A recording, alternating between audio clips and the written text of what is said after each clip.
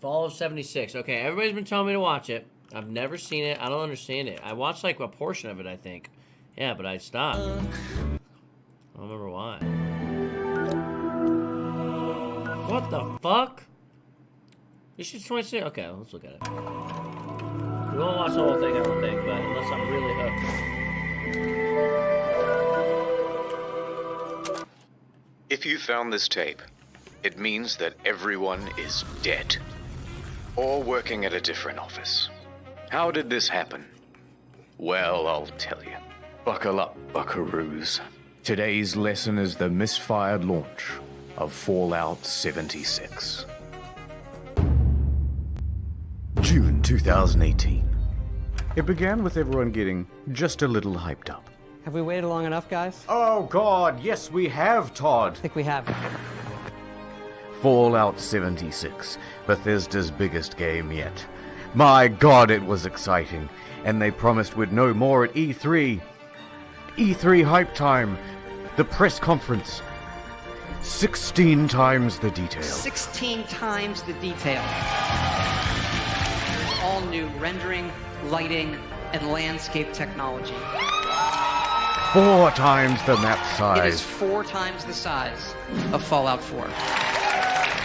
And it's our biggest one yet. My God, it was exciting.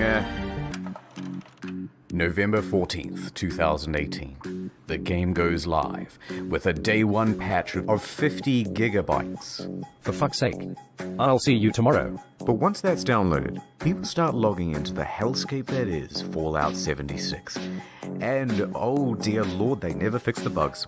And there are so many of them.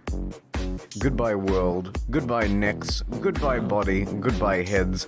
Bugs, bugs, bugs everywhere. Server crashes, game crashes, old bugs imported from Fallout 4. Use more than one nuke at a time, server's dead. Textures far too texturous and all-consuming void. Error log 307. Can't pick up stuff, can't stop asserting dominance with a T-pose, framerate problems, screen tear problems, getting too swole, getting underneath the map, getting attacked by invisible enemies, spawning too many enemies. It kind of speaks for itself. Spawning too many god rays. Also, your camp resets after every session, and sometimes it goes underwater. Holotapes randomly play static, but too many holotapes mean none of them will play. Enemy AI is far more A than I. Animations are broken. Surprise! Floating objects and a traveling merchant. Just to name a few. Joseph Anderson has a great video that documents just the ones that he found personally.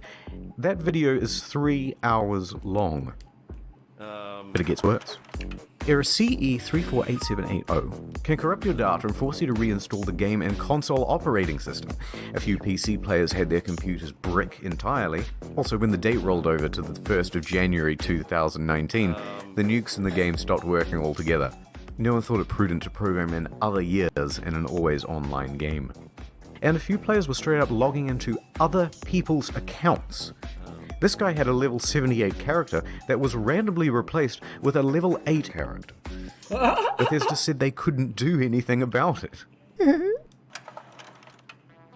Many players are not thrilled with this game, and they want Bethesda to know that. And they want everyone else to know that too.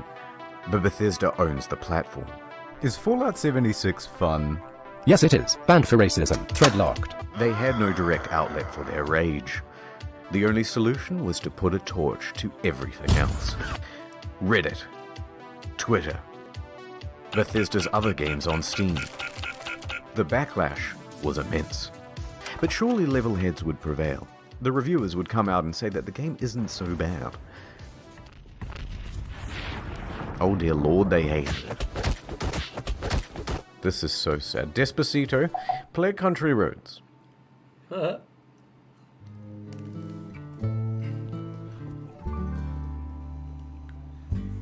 Almost heaven, West Virginia, Blue Ridge Mountains, Shenandoah River. And the YouTube community had this to say. It's really f***ing boring. Could barely bring myself to play it in order to finish this review. No one on staff wants to play any more of this video game. I'm not going to subject myself to another 20, 30 hours of this fucking mess. In short, Fallout 76 is morally, technically, and creatively bankrupt. The mods on Bethesda forums were working overtime. The mods on Reddit almost gave up.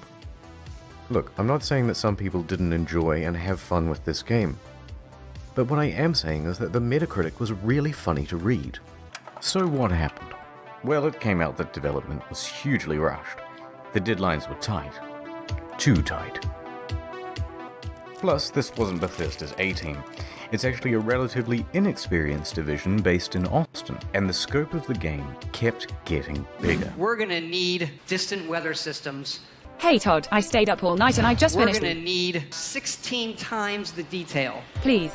Todd, no more. We're gonna need 4 times the size of Fallout 4. That, and they were trying to patchwork the old Bethesda creation engine into a multiplayer framework. What else could you expect? That's why I give my kids Fallout 76. a full. Now, Bethesda could tolerate the bugs and the bad reviews and the irate players, but what they couldn't tolerate were the exploits. Infinite inventory, infinite invisibility. The frame rate was tied to the game speed, so people were going a lot faster than they should. Server hopping for more items, infinite cache and infinite duplication, unlimited XP, unlimited nuking. The nuclear codes were unencrypted and you could wall clip into the quest room. And someone was given the curse of infinite invincibility.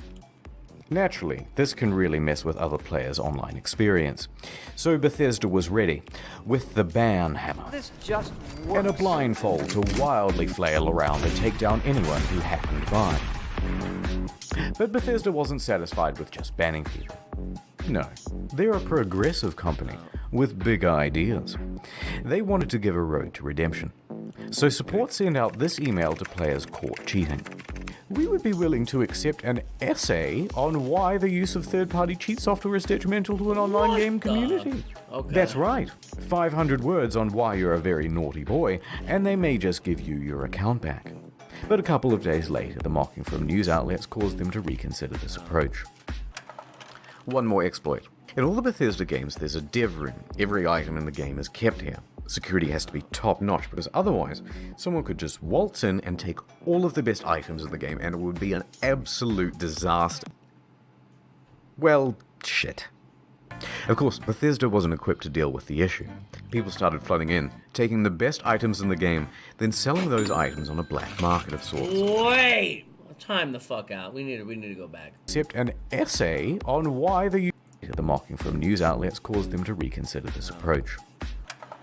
One more exploit. In all the Bethesda games, there's a dev room. Every item in the game is kept here. Security has to be top-notch, because otherwise, someone could just waltz in and take all of the best items in the game, and it would be an absolute disaster. Well, shit. Of course, Bethesda wasn't equipped to deal with the issue. People started flooding in, taking the best items in the game, then selling those items on a black market of sorts. At first, they tried the usual approach, banning people who had some of the best items in the game. You spent 700 hours just to get the best gun? Die, cheater! Next, they put in a system where players would get tagged if they ever entered the room, and they banned those players. That wasn't much better because people would just start using Smurf accounts. Get in quick with a level 1 account. Get all that good shit. Then get the fuck out. Then use a duplication glitch to get a ton more of those items. Oh my god. Then transfer that stuff to your main account and you're good to go. Bethesda then takes out this level 1 and calls it mission accomplished. And you've just beaten the game. So the problem continued. Bethesda is running out of ideas to solve it. There's a lot of speculation in the media and among players about how exactly people are getting in, but no one except for the exploiters knows for sure. That said, Bethesda needs to act fast before it ruins the economy of the game. So they wrote another email and sent it out to the Smurfs. Hello, cheater. Do you want to tell us how you did it, and we might unban you, please? Should we not hear back from you, the account will simply remain suspended. It's not known whether this approach worked, but from what I've seen, it's still possible to get into the dev room. November 22nd, 2018. Just a week after the release, the game goes on discount. From $60 to $40, to $35, to $30, You can find it for $15 on eBay, and in Germany they're straight up giving it for free when you buy a PlayStation controller. Also, some stores are just zip tying it to other products.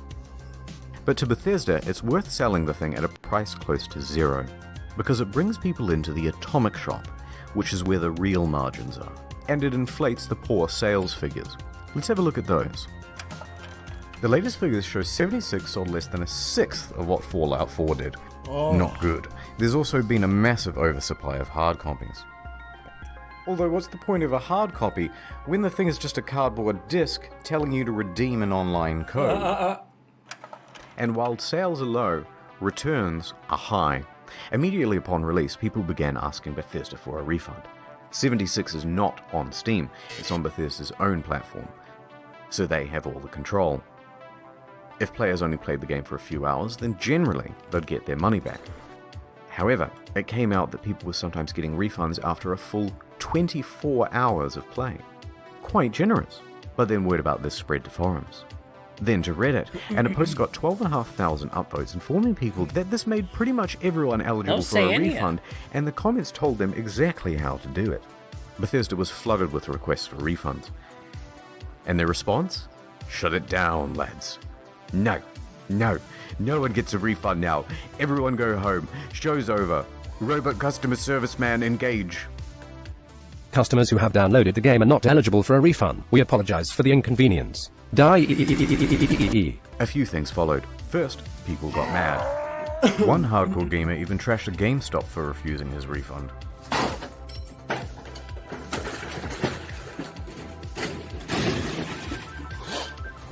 Thank you for calling GameStop. Brian, how can I help you?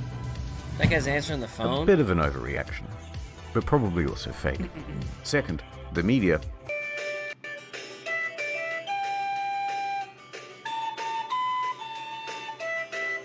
And third, a class action lawsuit. Their inconsistent refund policy and terms of service may not be strictly legal. November 27th, 2018. Miglatio and Rathod LLP filed a class action suit on behalf of customers. Media quickly picked up on that.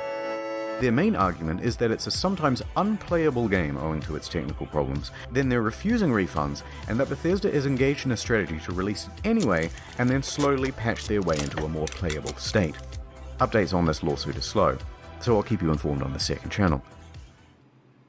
Ad time. Look, there's a meteor headed straight to Earth. Oh my god.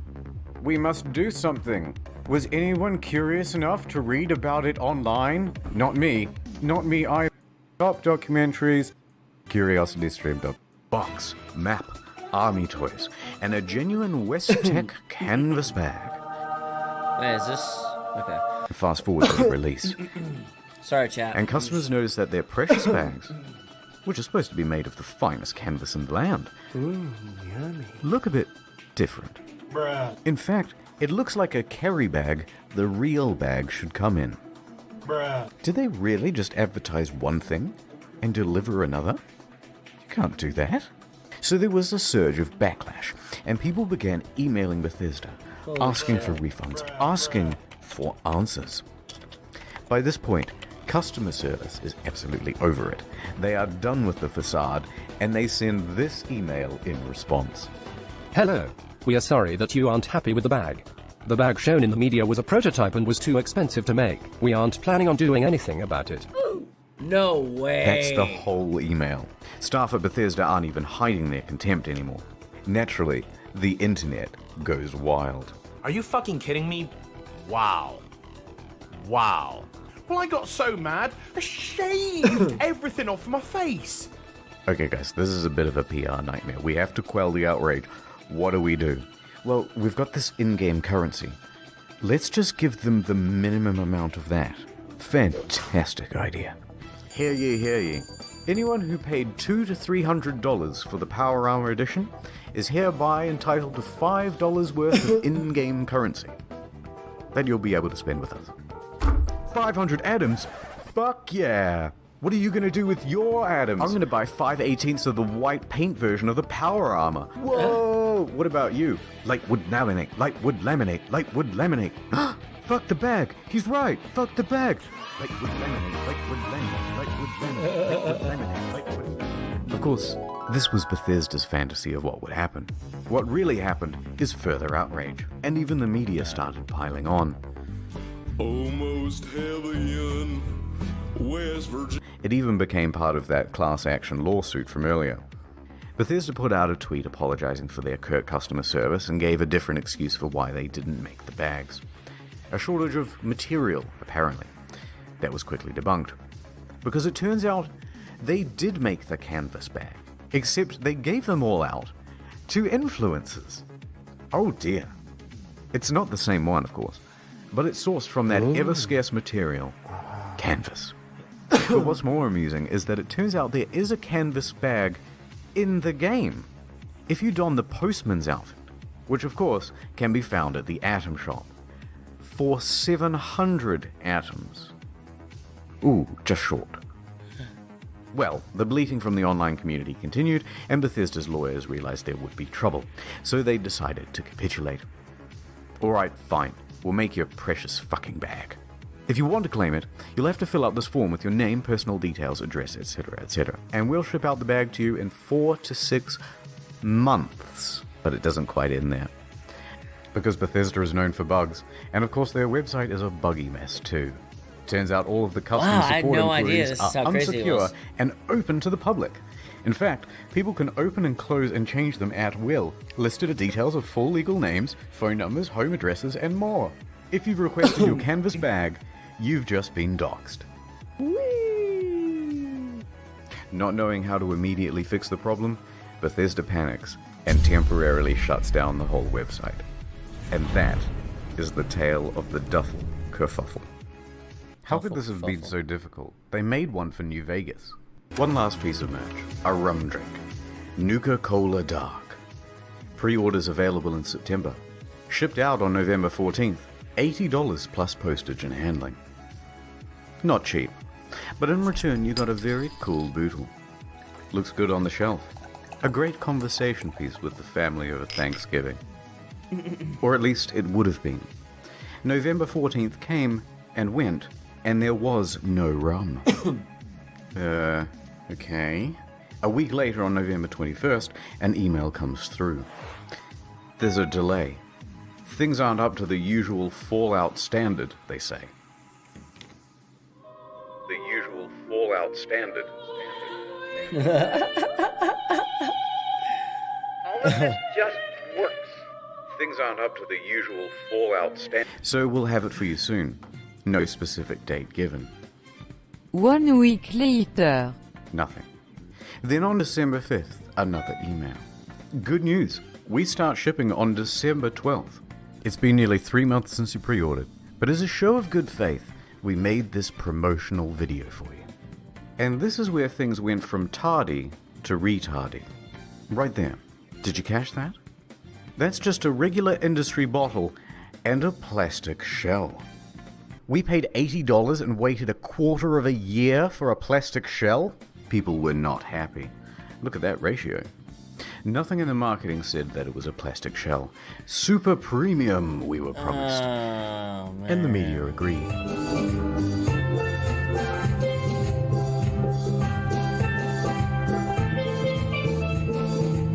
People began cancelling their orders. Silver Screen tries to convince people that it's not cheap and shitty. It actually costs us twice as much to make the plastic one than the glass one. Then what the fuck? We spent 100 hours coding the design. Convincing stuff. So it arrives, just a few days before Christmas. The rum is about the quality you'd expect. Can I swear on this? It's my own show. Worse is the design. The oversized lip means liquid can pour inside the shell. Hard to pour because how they made this damn thing.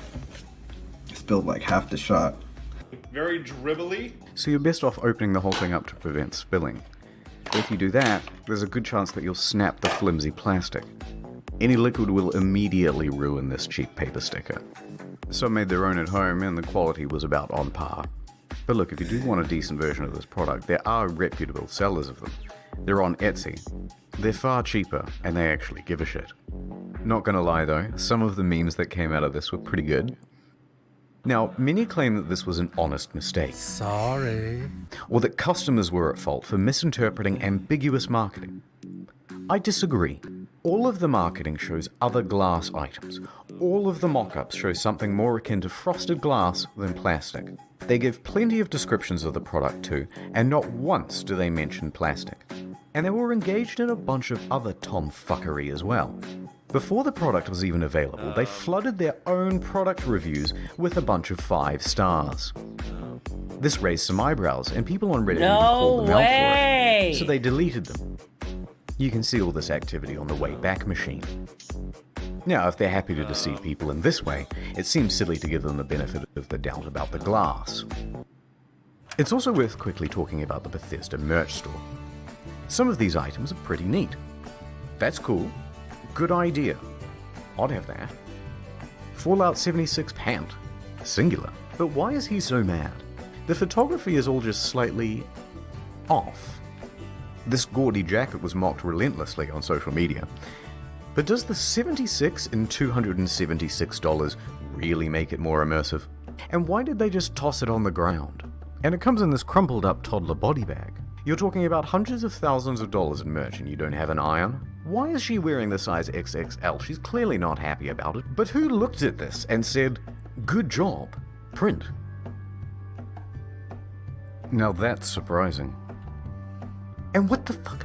They made the bottle properly. Yeah, one of those please, but bigger and brown. Is that so hard? Let's get back to the game. December 2018. There are 2 new patches released that caused quite a stir. First, the good. For PC, they included a number of quality of life improvements, including push to talk. I can't but it also brought in field of view sliders. Wasn't in the release. Hooray! Increased stash capacity from 400 pounds to 600 pounds, and a small buff to automatic weapons. Hooray! They decreased the carry weight of bobby pins so it no longer took up 10 to 20% of people's inventory. I got a box of bobby pins the other week that said weigh these. There were also upgrades to the camp that allowed for easier construction, and a bunch of bug fixes. Hooray! The bad. Uh-oh. Here we go. A whole bunch of unannounced stealth nerfs. They generally made the game grindier. Ammo production was decreased. Fusion cores burnt out faster. Legendary enemies spawned less frequently. On guard, I'll fuck you up. And the backlash was significant, because everybody knew why Bethesda was doing it. To encourage people to use the Atomic Shop. Oh boy. And let's talk briefly about that store. Some of the prices are outrageous. A Christmas tree for $12, a Santa outfit for $20, blue and yellow paint for $18. Oh look, $3 for the same sweater vest and slacks item imported from Fallout 4. But the biggest offense of all was the holiday emote bundle. $24 for some Christmas-themed emotes. Twice the price of these games. The media agreed that these were egregious prices. But worse, they're engaged in some deceiving marketing practices too. Oh look, it's marked down half price. But it's not. It was released half price. They're artificially jacking up the price, only to then give it a fake limited time discount in order to create a sense of urgency. That's illegal, here in Australia at least, in Canada and in the EU. Reddit quickly picked up on this and pointed it out. Bethesda reacted by scrapping the discount and just setting it as the always intended price. Okay, it's been about 25 minutes of whining now, so I'm just going to leave it here. I didn't even get a chance to touch on the new pay-to-win fiasco, the new camera item that lets you teleport, dwindling player numbers. But on the flip side, they're also adding new content and improving the game over time. Heck, No Man's Sky was a surprising comeback. So, maybe Bethesda can do it too. But for now, Todd returns to cryostasis, hiding in his bunker until the bombs of outrage stop falling, and returning only when it's time to get our hopes up once again. I didn't know all that stuff happened with Fallout 76. That's actually crazy. Sounds like a little bit of a shit show for that game. CuriosityStream.com/internethistorian. Not many people. All right. Well, it sure was. Yeah, that's crazy.